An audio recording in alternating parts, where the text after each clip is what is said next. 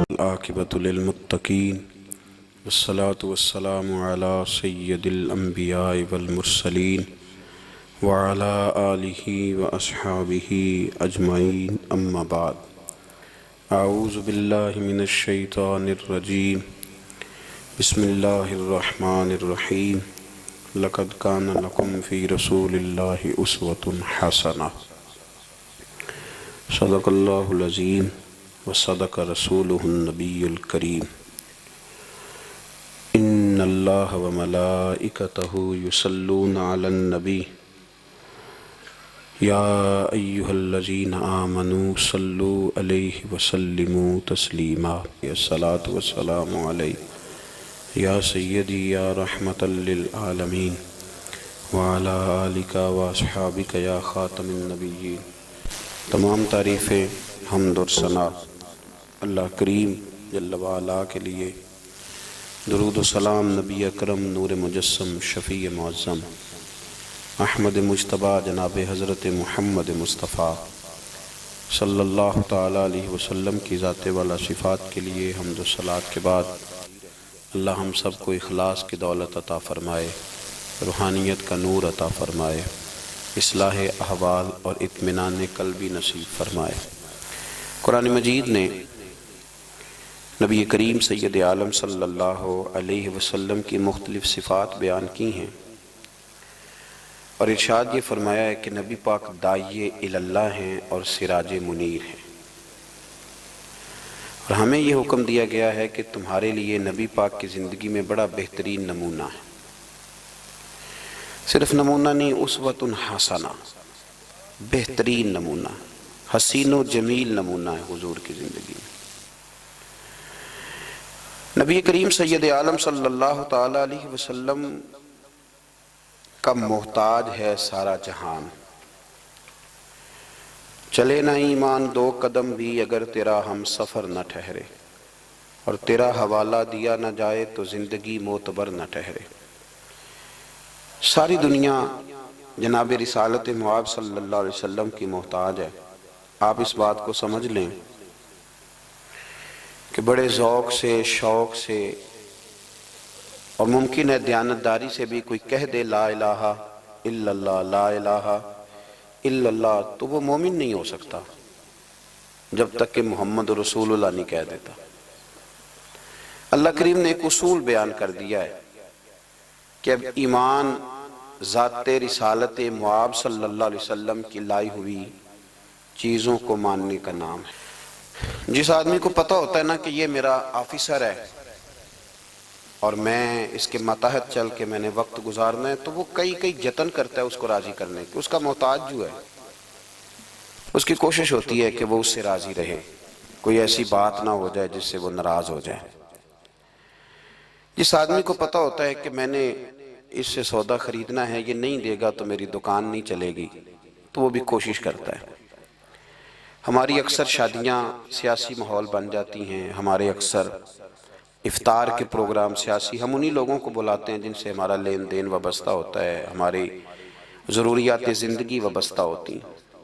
صرف ایک فکر آپ کی خدمت میں عرض کرنا چاہ رہا ہوں، آپ اس پہلو کو ضرور سمجھ لیں کہ عام دنیا داری میں انسان جس کا محتاج ہوتا ہے اس کے لیے بڑے جتن کرتا ہے، اس کے لیے بڑی کوششیں کرتا ہے، تو اگر دنیا داری کے لیے جہاں آپ اتنی کوشش کرتے ہیں تو جن کے آپ ایمان کے لیے بھی محتاج ہیں، ایقان کے لیے بھی محتاج ہیں، اچھی زندگی کے لیے بھی محتاج ہیں، اور جنت میں جانے کے لیے بھی محتاج ہیں، ان کے لیے کس قدر زیادہ کوشش کرنی چاہیے، کس طرح کا رویہ اختیار کرنا چاہیے۔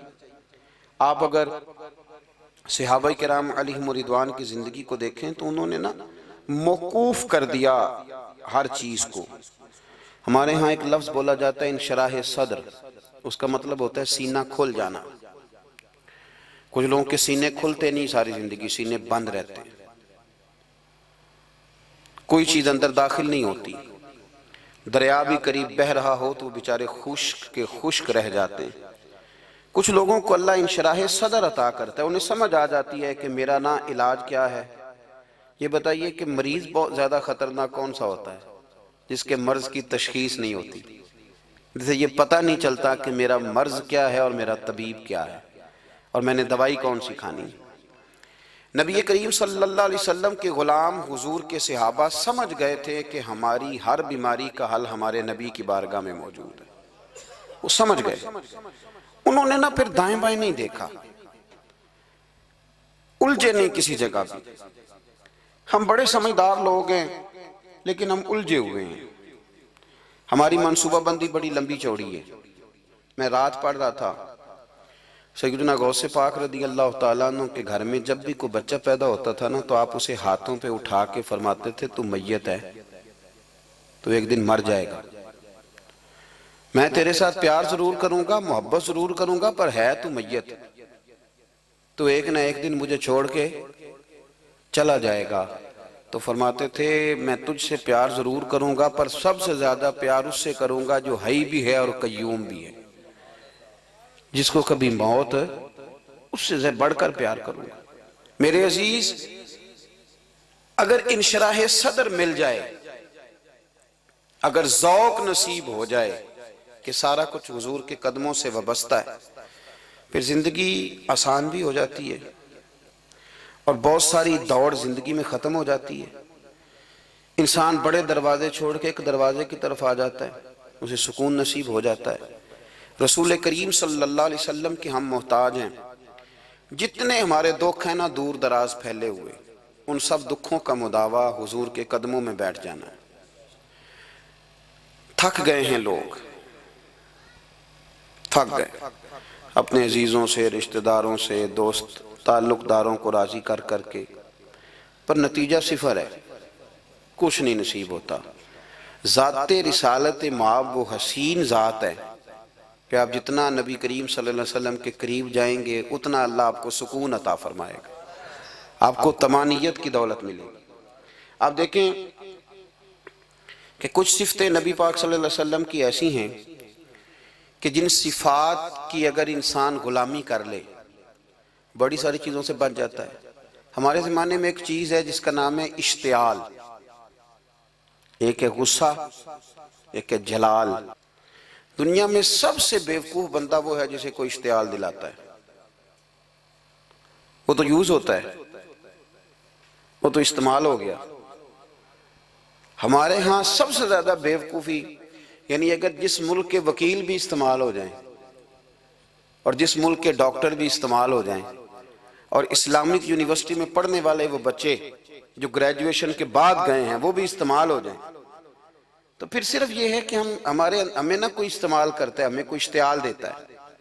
اب ہماری دنیا میں نہ کچھ ایسے اسلامی ملک ہیں جو اب ملک ہی نہیں رہے۔ عراق اب کسی ملک کا نام نہیں، لیبیا اب کوئی ملک نہیں رہا، شام اب کوئی ملک نہیں۔ پتہ نہیں آپ کو سمجھ آ رہی ہے کہ نہیں آ رہی میری بات کی؟ عراق کے اندر جس گروہ کی جتنے حصے پر حکومت ہے نا، ایک صوبے پہ حکومت ہے تو وہ الگ حکومت کر رہا ہے اس وقت، اور جس کی جتنے ضلعوں پہ حکومت ہے جو پاورفل ہے وہ الگ حکومت کر رہا ہے۔ لیبیا کا بھی یہی حال ہے، شام کا بھی یہی حال ہے۔ خدا نہ خواستہ جو یمن کی طرف لوگوں کی نظریں اور معاذ اللہ عرب شریف کی طرف جس کو سعودی عرب کہا جاتا ہے ادھر بھی لوگوں کی گھنونی نظریں ہیں، اگر وہاں بھی خدا نہ خواستہ یہ جیسے الگ الگ کر کے مسلمان کو مارا جا رہا ہے تو اللہ نہ کرے وہاں بھی ایسا ہو جائے۔ لیکن اب یہ ملک ہی نہیں رہے، یہ چھوٹی چھوٹی ٹکڑیوں میں بٹ گئے۔ کیوں بھلا؟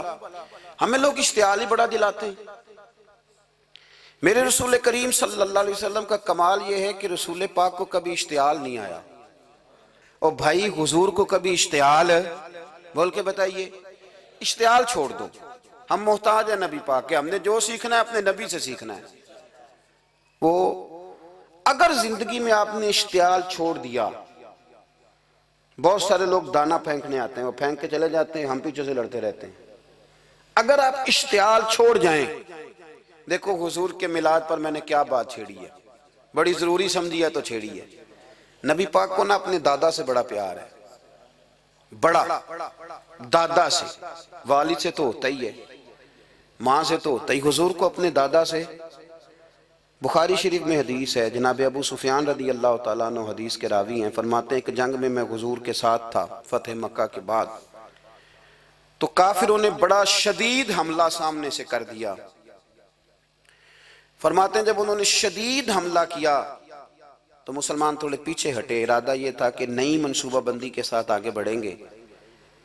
کہتے ہیں میں نے نبی پاک صلی اللہ علیہ وسلم کے گھوڑے کی لگام تھامی ہوئی تھی، صحابہ پیچھے ہٹے پر حضور نہیں پیچھے ہٹے، اور آگے بڑھے تو میں نے کہا یا رسول اللہ سب لوگ پیچھے ہٹ رہے ہیں، ذرا پیچھے ہٹ کے نئی حکمت عملی نئی تازگی کے ساتھ وار کریں گے تاکہ مقابلہ کر سکے، تو جنگ کا موقع ہے، جنگ کا وقت ہے۔ اور حضور وہاں نعرہ کیا لگاتے ہیں؟ فرمایا پیچھے نہیں ہٹنا، کیوں؟ انا النبی لا کاذب، انا ابن عبد المطلب لا کاذب۔ فرمایا پیچھے نہیں ہٹنا ہے، ایک تو اس لیے نہیں ہٹنا کہ میں نبی ہوں اور یہ بھی سچ ہے، اور اس لیے بھی پیچھے نہیں ہٹنا کہ میں کوئی معمولی آدمی نہیں، میں عبد المطلب کا پوتا ہوں۔ اب پیچھے ہٹنا کتنی دلچسپی ہے اپنے دادا کے ساتھ، کتنا پیار ہے۔ ضروری نہیں دادا پی ایچ ڈی ہو تو پھر ہی پیار کیا جائے، یہ بھی ضروری نہیں کہ دادا کروڑ پتی ہو تو پھر بھی پیار کیا جائے، یا دادا پیر ہو، صوفی ہو، عالم ہو تو پھر ہی پیار کیا جائے۔ ماں باپ تو ماں باپ ہی ہوتے ہیں، ماں باپ تو ماں باپ ہوتے ہیں۔ مجھ سے کوئی کہے میں اپنی اماں پہ 6 جلدوں میں کتاب لکھ سکتا ہوں، میں ذمہ داری سے کہہ رہا ہوں، وضو کے ساتھ بیٹھا ہوں۔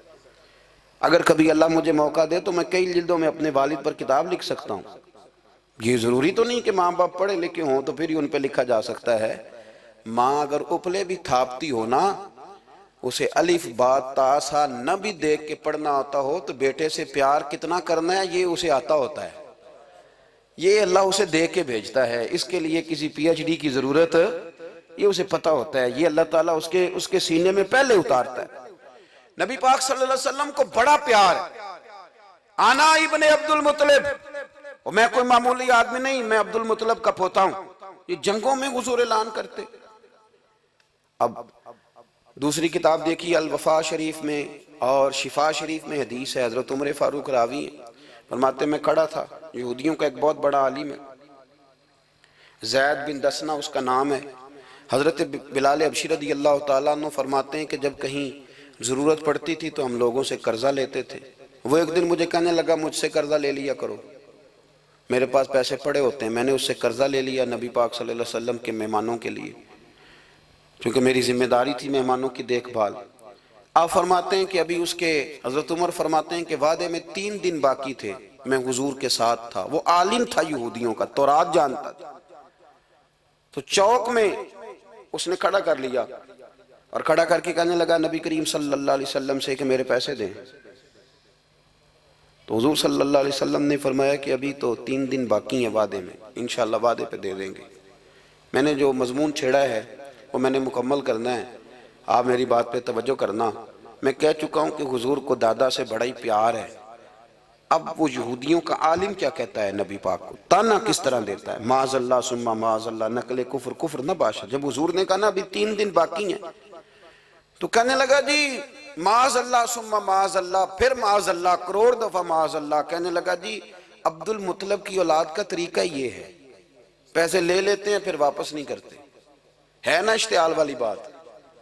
یعنی ویسے ہی آپ کسی کو کہیں کہ تیرے دادے کی اولاد شاری کا طریقہ ہی وہ گرم ہو جائے گا، اور اگر یہ کہہ دیا جائے اس ذات کے بارے میں جس سے آپ پیار بھی عشق کی حد تک کرتے ہوں، تو اب تھپڑ تو بنتے ہیں نا 4، اب ڈنڈا تو بنتا ہے نا۔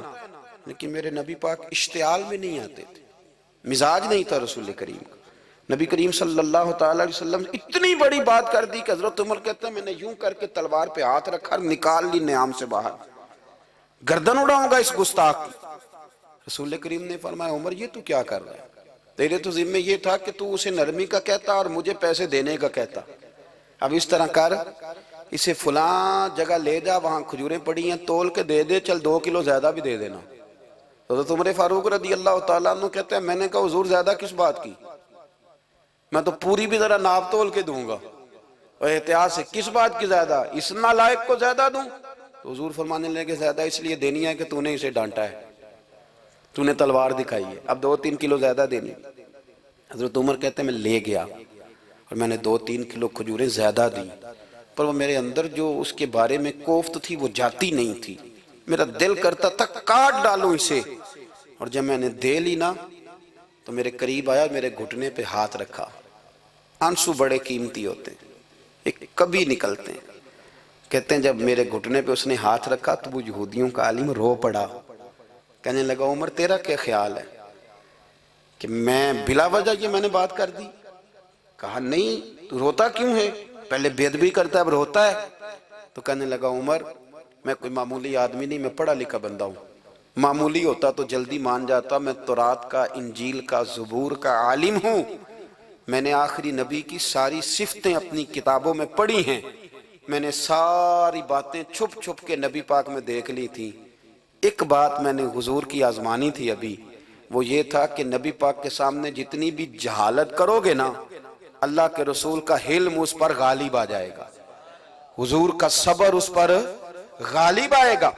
میں نے نا آج وہ آزمانا تھا، اور میں نے نا سازش کر کے بلال کو پیسے دیے تھے، اور میں نے سازش کر کے 3 دن پہلے مانگے تھے، پر عمر تجھے مبارک ہو، میں نے تو آزما کے مانا ہے، تو بغیر آزمائے محمد عربی کا غلام بن گیا ہے، اب لے جا مجھے معافی بھی دلا، اور نبی پاک صلی اللہ علیہ وسلم کی غلامی بھی میرے لیے اس سند پہ بھی تو میرے ساتھ شامل ہو۔ زندگی میں اشتعال نہ اپنے آپ کو آنے دیں۔ لوگ دنیا میں باتیں کرنے آئے ہیں، اور باتیں کرنے والے رہ جایا کرتے ہیں، باتیں کرنے والے، میری بات کی سمجھ آ رہی ہے، اور کام کرنے والے وہ کر جاتے ہیں۔ اگر آپ باتوں پہ آپ وقت گزاریں گے تو رہ گئے۔ اشتعال، وکیلوں کو بھی یہاں اشتعال آتا ہے، یہاں ڈاکٹروں کو بھی اشتعال آتا ہے، یہاں فلانے کو بھی اشتعال آتا ہے، یہاں بھئی آپ کس چکر میں پڑ گئے؟ اگر آپ کو اشتعال ہی آنا ہے، آپ دیکھیں نا اہل طائف نے نبی پاک کے ساتھ کیا کیا۔ تاریخ میں نا کچھ الفاظ ایسے ہیں جو پڑھے نہیں جاتے۔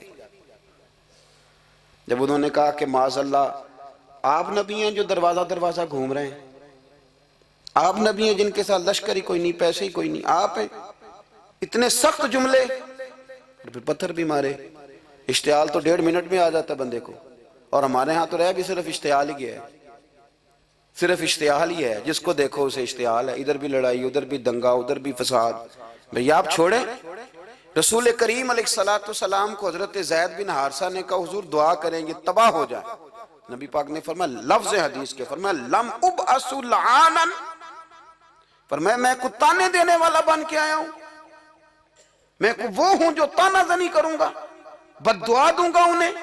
فرمایا انما بعثت ہادیا و رحمہ، فرمایا میں تو رحمت بن کے آیا ہوں اور لوگوں کو ہدایت کا راستہ دکھانے کے لیے آیا ہوں۔ زندگی میں کبھی بھی اشتعال۔ ایک بات اور کرنی ہے آپ سے، اس پر بھی آپ نے خاص توجہ کرنی ہے، جو ہمارے لیے سرکار کی محتاجی میں سے خیرات ہم نے لینی ہے، وہ یہ ہے کہ نبی پاک صلی اللہ علیہ وسلم کو نا قرآن مجید نے حریص کہا۔ اللہ اکبر، یہاں شاید آپ مجھے کہہ دیں تو میں ناراض ہو جاؤں، لیکن قرآن نے کہا حریص علیکم بالمؤمنین رؤوف الرحیم۔ اللہ کرے کہ ہم قرآن کے الفاظ پر غور کریں۔ حریص علیکم، اے میرے محبوب کے غلاموں، نبی پاک صلی اللہ علیہ وسلم نا تم پر حریص ہیں، یعنی تمہاری بھلائی چاہنے میں جلدی کرتے ہیں، تمہاری بھلائی چاہنے میں۔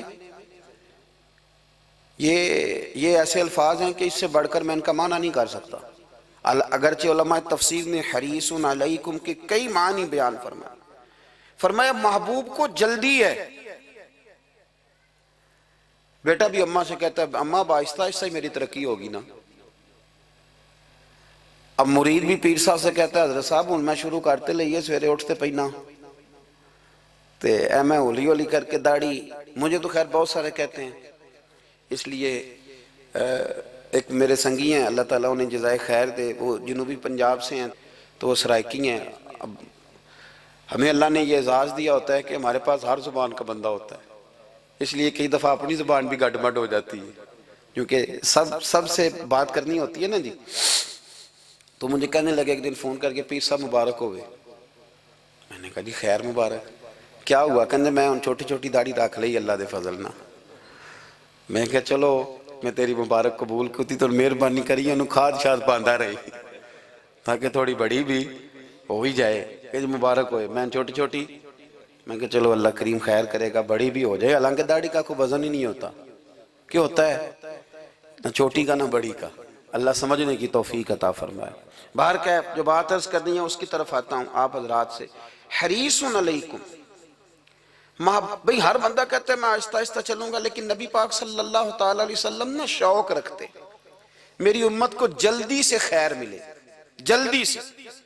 آپ دیکھیں نا، ہم نے نا اصل میں سنی تقریریں، سنانے والوں نے سنا دیں، بس وہ ٹھیک ہے، ایک نظام ہے، لیکن کبھی کبھی نا ہم الجھ جاتے ہیں، اڑ جاتے ہیں کہ یار ایسے بھی ہوتا ہے۔ نبی پاک جلدی کرتے ہیں اپنی امت کو خیر دینے میں، جلدی۔ حضرت ابو ہریرہ نے حافظہ مانگا تو فٹافٹ دیا حضور نے۔ حضرت جابر ابن عبداللہ نے کہا حضور گھر میں غربت ہے، تو فرمایا یہ کلو لے جا، کھول کے نہ دیکھنا کھجوریں، کھاتا رہنا، ختم کوئی نہیں ہوں گے۔ جس نے جو مانگا نا، جو ذرا جلدی کر کے، مرنا ہے، پھر قبر میں جانا ہے، پھر قیامت تک قبر میں لیٹنا ہے، پھر قبر سے اٹھنا ہے، وَإِذَا الْقُبُورُ بُعْثِرَتْ عَلِمَتْ نَفْسٌ مَا قَدَّمَتْ وَأَخَّرَتْ، پھر وہاں سے اٹھ کے حساب دینا ہے، حساب کے بعد جنت دوزخ کا فیصلہ ہونا ہے۔ اور میرے نبی پاک صلی اللہ علیہ وسلم کو بڑا شوق ہے امت جلدی جلدی جنت میں جائے، لہذا فرمایا ابو بکر تو بھی جنتی ہے۔ حضور وہ قبر، وہ اٹھنا، وہ حساب کتاب، فرمایا میں جانوں اللہ جانے۔ عمر تو بھی جنتی ہے، عثمان بھی جنتی ہے، علی بھی جنتی ہے، طلحہ بھی جنتی ہے، زبیر بن عوام بھی جنتی ہے، طلحہ بن عبید اللہ بھی جنتی۔ 10 بندوں کو نہ کھڑے کھڑے جنت۔ امام حسن اور حسین پیچھے کھیل رہے تھے تو پوچھ لیا کسی نے حضور یہ 10 تو جنتی ہیں، تو فرمایا جو پیچھے ہیں، تو کہا سید الشباب اہل الجنہ، یہ جنتی ہیں اور یہ جنتیوں کے سردار ہیں۔ آپ ذرا پلٹ کے دیکھ لیں کس طرح حضور نے، اور یہ اس شوق کو آپ سمجھیں، ہمیں تو شوق ہی کوئی نہیں، اب یقین کریں نہیں شوق، زیادہ سے زیادہ شوق ہوگا تو اپنے بیٹے کے حق میں ہوگا کہ جلدی جوان ہو جائے، اور اس میں بھی ہماری ڈبل لالچ ہوتا ہے کہ بچہ جوان ہو جائے اور میں کبھی بوڑھا بھی نہ ہوں، یہ بھی جوان ہو جائے اور میں بھی جوان ہی رہوں، بھئی یہ تو نہیں نہ ہو سکتا۔ اگر وہ جوان ہوگا تو پھر آپ کو بوڑھا ہونا پڑے گا، لیکن ہمارا ڈبل لالچ ہے کہ یہ بھی جوان ہو جائے اور میں بھی جوان ہی رہوں، یہ ہو سکتا؟ نبی پاک صلی اللہ علیہ وسلم نے فرمایا، آپ ذرا غور کریں، فرمایا وہ بیر رومہ ہے جو خرید کے دے دے گا میں اسے جنت کی بشارت دیتا ہوں۔ فرمایا جو مسجد بنائے گا میں گارنٹی دیتا ہوں اپنے لیے جنت میں مکان بنا لے گا۔ میرے رسول کریم علیہ السلام جنت کو آسان کرتے چلے گئے، فرمایا 2 چیزوں کی ضمانت دے دے، زبان اور شرمگاہ کا غلط استعمال نہ کرنا، میں تجھے گارنٹی دیتا ہوں کہ رب تجھے بغیر حساب کتاب جنت عطا کر دے گا۔ جلدی کے ساتھ حضور نے یہ شوق پیدا کیا۔ ہمارے ہاں نا ہر معاملے میں تیزی ہے، امیر راتوں رات ہونا ہے، حسین راتوں رات ہونا ہے، اور بادشاہ بھی نیک ذرا آہستہ آہستہ ہو کے کرنا ہے، آہستہ آہستہ آہستہ آہستہ۔ اور تو ہر ویلے مسیطے بہ رہنا ہے تے اور کتے بھئی ہے جی، بھئی مسجد اللہ کا گھر ہے، تیرے گھر بیٹھتے تو 2-3 دن زیادہ بیٹھتے، تو نے کہنا تھا کوئی اور کام بھی کریا کر، اللہ کے گھر بیٹھے ہیں تو یہاں بھی تجھے اعتراض ہے، کدھر جا کے بیٹھیں، کدھر بیٹھیں جا کے۔ ہمارا ایک پیر بھائی تھا، اللہ اکبر، تو حضرت صاحب کے پاس آ کے نا کسی نے شکایت لگائی اس کی کہ اس کے گھر والے کہتے ہیں تیار والے پیران کو لے بیٹھا رہنا ہے، تو سب ہنس پے، فرمان لگے ایک باری پھر گل کری، کہتا جو کہتے ہیں ہر وقت پیروں کے پاس بیٹھ رہتا، فرمایا یار بڑا مزہ ہے، ایک باری پھر کری۔ تو وہ جب حضرت صاحب کو مزہ آتا تھا تو ہمیں مفت میں آنا شروع ہو جاتا تھا۔ تو یہ تو بڑی بات ہے نا جی کہ کوئی کسی اللہ والے کے پاس بیٹھتا ہے۔ میری بات کو سمجھ لیں، جلدی کرتے رسول کریم، ہمیں بھی تھوڑی جلدی کرنی چاہیے نبی پاک کا غلام بننے۔ صحابہ نے بڑی جلدی کی، آپ یقین کریں 1 منٹ بھی دائیں بائیں نہیں، بس آج حکم آیا، آج ختم، آج ہی عمل ہوگا، کل پرسوں ترسوں کی بات کوئی نہیں۔ ساری دنیا جاتی ہے نا مدینہ شریف اور جا کے دیکھتی ہے مسجد قبلتین، 2 قبلوں والی مسجد، یار بڑا مشکل کام ہے، بڑا مشکل کام ہے۔ لوگ کہتے ہیں پہلا تسی انجان دے سو، اب یہ کہنا شروع کر دیا بڑا مشکل کام ہے۔ حضور نے 4 رکعتوں والی نماز 2 ادھر منہ کر کے پڑھائی اور پھر 2 رکھتے ہیں، اور یار مشکل ہے کام، بڑا مشکل۔ یہاں تو میرے بھائی پگڑی کا سٹائل بدل ناراض ہو جاتے، اور میرے رسول کریم صلی اللہ علیہ وسلم نے کعبے کا رخ ہی پھیر لیا تو سلام کے بعد صحابہ نے سوال نہیں کیا۔ کسی نے پوچھا کل تم نے 2 ادھر پڑھی تھی، آج 2 ادھر پڑھی، انہوں نے کہا ہم نے قبلہ نہیں دیکھا، ہم نے تو یہ دیکھا امام کدھر جا رہا ہے۔ حاجیو آؤ شہنشاہ کا روضہ دیکھو، کعبہ تو دیکھ چکے اب کعبے کا بھی کعبہ دیکھو۔ جلدی کریں، وقت بڑا تھوڑا ہے، بیماری فٹافٹ آ جاتی ہے، کچھ پتہ نہیں چلتا، کمزوری فٹافٹ آ جاتی ہے، کچھ پتہ نہیں چلتا، بہت سارے حالات ہیں جو جلدی خراب ہو جاتے ہیں۔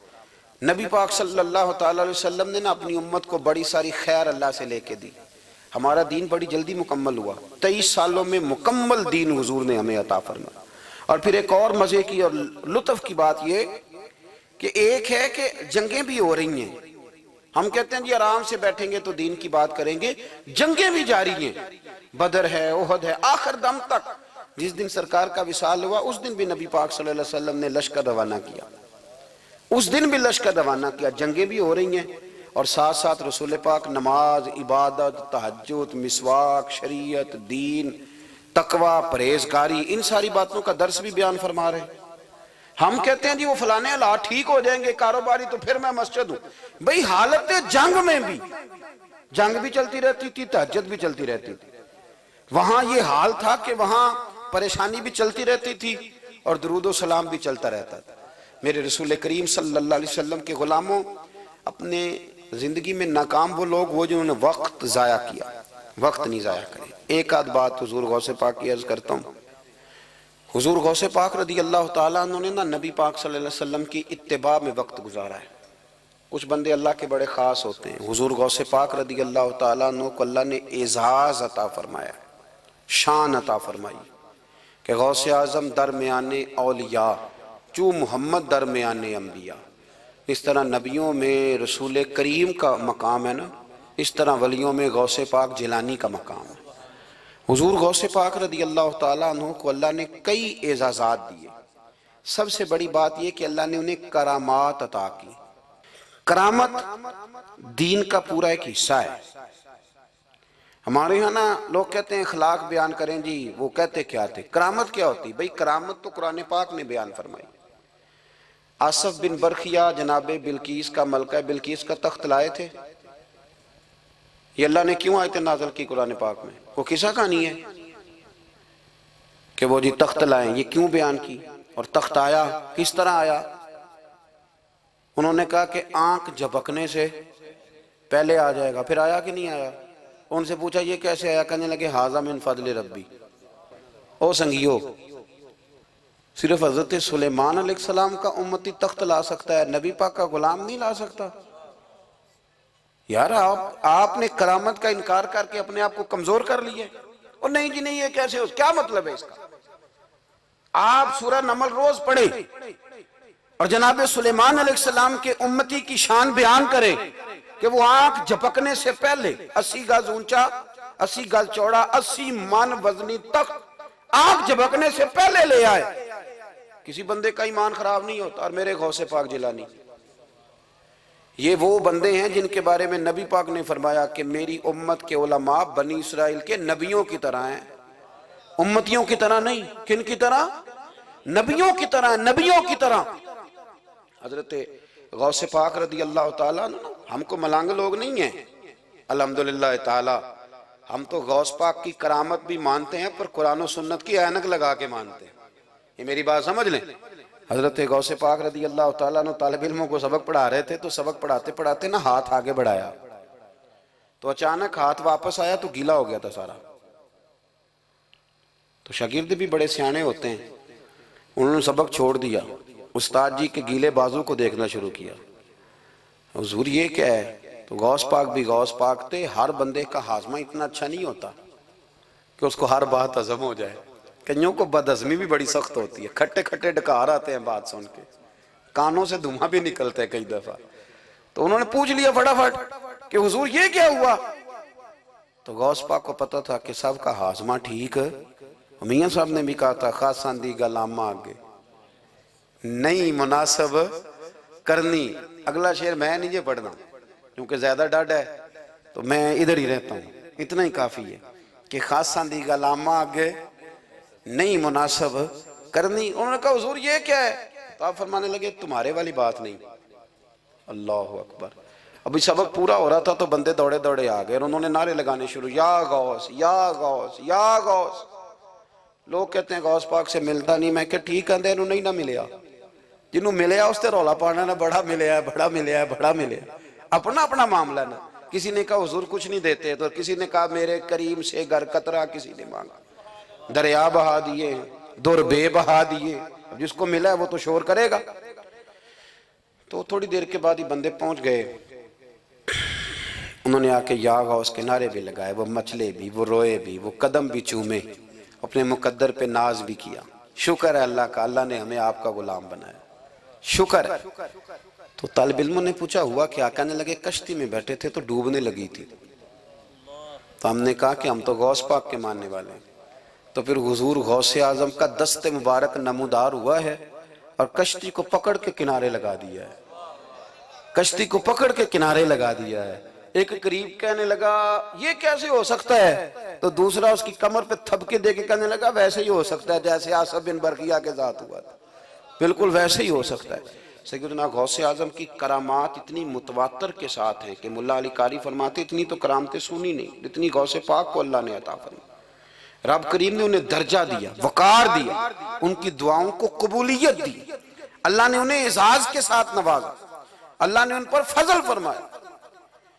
ایک تاجر تھا تو ملک شام جاتا تھا اکثر تجارت کرنے کے لیے، مال کما کے لاتا، غریبوں کی بھی مدد کرتا، مدارس کی، مساجد کی، سب جگہ جہاں دین کی ضرورت ہوتی پہنچتا۔ ایک بغداد میں اور درویش بھی گزرے جن کا نام شیخ حماد ہے، وہ بھی بڑے درویش تھے۔ وہ تاجر شیخ حماد کے پاس گیا، کہنے لگا میرے لیے دعا کر دے، میں جا رہا ہوں سفر کے لیے۔ تو انہوں نے کہا میں صبح بتاؤں گا۔ استخارہ کیا، صبح کہنے لگے نہ جانا، تیرا مال بھی لٹ جائے گا اور تو قتل بھی ہو جائے گا۔ وہ بڑا پریشان ہوا، حضور غوث پاک کے پاس گیا، کہنے لگا حضور وہاں بھی میں نے کہلا بھیج دیا ہے، سامان میرا پڑا ہے، جاؤں گا نہیں، پیمنٹ نہیں کروں گا، ملے گا نہیں تو خسارہ ہو جائے گا، مہربانی فرمائے۔ غوث پاک نے مراقبہ کیا، فرمایا تو جا اللہ خیر کرے گا، تو جا اللہ خیر کرے گا۔ مرید کا عمل کے یقین، پیر کا عمل کے یقین، چلے آپ فیصلہ کر لیں تو میں آگے بڑھتا ہوں۔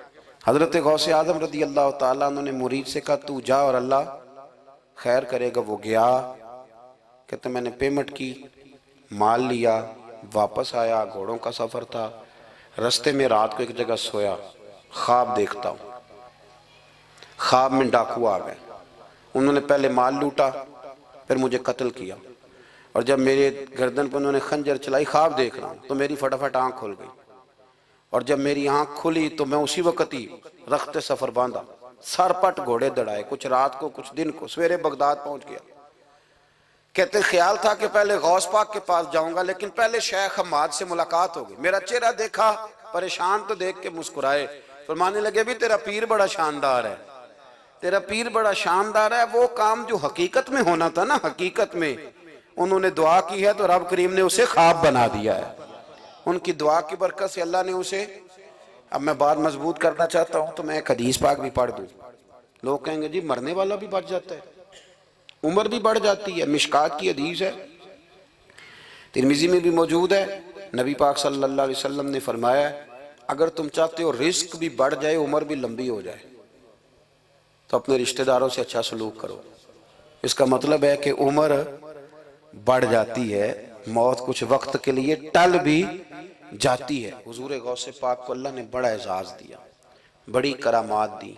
آپ فرمایا کرتے تھے میں نے 40 سال اپنے رب کو راضی کیا ہے مصلی پہ بیٹھ کے، تو میرے مالک نے پھر پوچھا ہے کہ عبدالقادر کچھ مانگ لے، کوئی بات کر لے، تو سیدنا غوث اعظم رضی اللہ تعالیٰ عنہ فرماتے ہیں کہ میں نے پھر اپنے رب کریم کی بارگاہ میں عرض کیا مالک جو قیامت تک مجھ سے محبت کرے، فضل کرنا اسے بغیر توبہ کے موت نہ دینا۔ تو میرے رب نے میری اس دعا کو شرف قبولیت عطا فرمایا کہ جو مجھ سے پیار کرے گا، میرا نام لے گا، وہ بغیر توبہ کے نہیں مرے گا۔ جنات بھی آپ کی بارگاہ میں حاضر ہوتے، آپ کو شیخ بحر و بر کہا جاتا ہے۔ جب آپ نے منبر پر بیٹھ کر یہ اعلان فرمایا نا کہ میرا یہ قدم ہر ولی کی گردن پر ہے، تو خراسان کے جنگلوں میں معین الملت والدین عطائے رسول ہند الولی خواجہ معین الدین اجمیری موجود تھے، تو وہاں اعلان کرنے لگے، کہنے لگے غوث پاک صرف گردن پہ کیوں، آپ میری آنکھوں پہ بھی قدم رکھیں، میرے سر پہ بھی قدم رکھیں۔ اللہ نے ان اولیاء کو بڑا اعزاز دیا، انہیں اللہ نے بڑی شان دی۔ اپنی نسبت اللہ کے بندوں سے مضبوط رکھیں۔ ضروری نہیں کہ آپ کسی جگہ مرید ہی ہوں گے تو آپ کی نسبت مضبوط ہوگی، آپ خواجہ معین الدین سے پیار کریں، آپ حضرت بہاؤالحق نقشبند بخاری سے پیار کریں، داتا علی اجویری سے پیار کریں، آپ غوث پاک جیلانی سے، آپ اللہ کے نیک بندوں سے محبت کریں، ان کا تذکرہ سنیں۔ اب تو پوری مہم چلی ہوئی ہے اللہ کے بندوں کے خلاف، لوگوں نے ایسا وار چلایا کہ بس جی کچھ بھی نہیں جی آپ چھوڑیں، آپ ڈائریکٹ کتاب و سنت کو پڑھیں، کوئی بھی نہیں جی، کوئی ولی نہیں، تو پھر وہ جو اتنی آیتیں ہیں، وہ حدیثیں، وہ سارا کچھ، اس کا مطلب ہے امت میں ولی ہوتے ہی نہیں۔ تو الا ان اولیاء اللہ لا خوف علیہم ولا هم یحزنون کا کیا معنی ہے؟ اس کا کیا مطلب؟ آپ نے تو ملیاں میٹ کر دیا سارا، پوری مہم چلی اللہ کے بندوں سے پیار کرے، اور میرے نبی پاک صلی اللہ علیہ وسلم نے فرمایا جو جس سے پیار کرے گا قیامت کے دن اسی کے ساتھ اٹھایا جائے گا۔ اور حضرت ابو ذر غفاری نے عرض کیا تھا یا رسول اللہ اگر وہ ان جیسے عمل نہ بھی کرے تو فرمایا اللہ بڑا کریم ہے، ایمان کی سلامتی سے جائے اللہ ان کے ساتھ ہی کھڑا فرما دے گا۔ حضرت محدث اعظم پاکستان مولانا سردار احمد صاحب رحمۃ اللہ علیہ بڑے مصروف آدمی تھے، پر بڑھاپے کے عالم میں بھی نا شیخ الحدیث تھے، شاید اتنے کسی کے شاگرد دنیا میں ہوں جتنے حضرت کے تھے۔ ہر جمعرات کو فیصل آباد سے لاہور آتے تھے داتا صاحب کے مزار پہ حاضری دے، ہر جمعرات۔ یہ چند دن پہلے ہمارے ایک بزرگ افریقہ سے آئے ہوئے تھے، افریقہ سے، تو پوچھا حضرت جی خیریت سے آنا ہوا؟ تو کہنے لگے پہلا مقصد تو داتا صاحب کے مزار پہ حاضری دینا اور باقی اس کے بعد۔ تو ہر جمعرات کو حضرت محدث اعظم رحمۃ اللہ علیہ آتے تھے، ہر جمعرات۔ ایک مولوی صاحب نے ایک دفعہ شوشہ چھوڑ دیا لاہور میں کہ داتا صاحب کی قبر تو قلعے میں ہے۔ لوگ شوشہ چھوڑتے رہتے ہیں نا کہ چلو کسی طریقے سے بندے ہٹائے جائیں، پر جن کی محبت اللہ دلوں میں پیدا کرے ان سے کیسے ہٹایا جائے؟ وہ جی ادھر قبر ہی نہیں، وہ تو قلعے میں ہے۔ وہ تجھے کون بتا گیا؟ کہتا جی میں نے ایک روایت پڑھی، فلانے بندے نے لکھا ہے، چلو جی الجھاؤ بن گیا۔ ہمارے ہاں جو انوکھی بات کر دے اس پہ بحث بھی شروع ہو جاتی، بڑی لے دے ہوئی، بڑا کچھ ہوا۔ سید ابو البرکات شاہ صاحب ایک بہت بڑے عالم گزرے ہیں، داتا صاحب کے مزار سے تھوڑا سا آپ آگے بڑھیں تو حزب الاناف بہت بڑا مدرسہ ہے، اس کے وہ شیخ الحدیث تھے، اعلیٰ حضرت کے خلیفہ تھے، سید تھے۔ حضرت مولانا سردار احمد صاحب سپیشل فیصل آباد سے آئے، سید صاحب کو وہاں سے ساتھ لیا، داتا صاحب کی مسجد کا سپیکر کھولا اور کھول کے فرمانے لگے جس بندے کو شک ہے نا کہ داتا صاحب یہاں موجود نہیں قلعے میں ہیں وہ آ جائے، میں داتا صاحب کو آواز دوں گا، داتا صاحب قبر سے بول کے کہیں گے میں اندر ہی ہوں، آ جائے میں آواز دے۔ بات ویسے کافی بڑی ہے، آپ کے اگر ذوق اس پر توجہ دے تو داتا صاحب اندر سے بولیں گے اور کہیں گے کہ نہیں میں یہی ہوں۔ وہ سید صاحب کہتے ہیں کہ میں نے تو ایک ہارتے نہیں دسی ہے گل، ساتھ ہی لے آئے ہو، وہ گھر میں بتانا تھا۔ اور کہتے ہیں جبہ کھینچ کے نا محدث اعظم کا، کہنے لگے مولانا آپ نے بڑا دعویٰ کر دیا ہے، بڑا دعویٰ کر دیا آپ کہ داتا صاحب اندر سے بولتے، بڑا دعویٰ ہے۔ مولانا سردار احمد صاحب فرمانے لگے سید صاحب اپنی مرضی سے نہیں کیا، داتا صاحب سے پوچھ کے کیا ہے، داتا صاحب نے مجھے کہا ہے تو آواز دینا اور میں اندر سے بول پڑوں گا۔ فرمایا میں کل شام تک ادھر بیٹھا ہوں، جس کا دل کرے وہ آئے، میں انشاءاللہ تعالی آواز دوں گا اور علی بن عثمان حجویری قبر کے اندر سے بولیں گے۔ لیکن چونکہ پیچھے کرم تھا نا لہٰذا آیا کوئی بھی نہیں، پہنچا کوئی بندہ۔ تو یاد رکھیں اللہ کے بندوں سے پیار کریں۔ تنقید والے بندے ساری زندگی بیچارے اسی کھاتے میں رہے، کچھ نہیں بن سکا، خود بھی بے سرور رہے، دوسروں کو بھی بے سواد کیا۔ اپنے آپ کو مزیدار کریں۔ دو باتیں میں نے سیرت کی عرض کی ہیں، ایک تو اشتعال انگیزی سے بچیں۔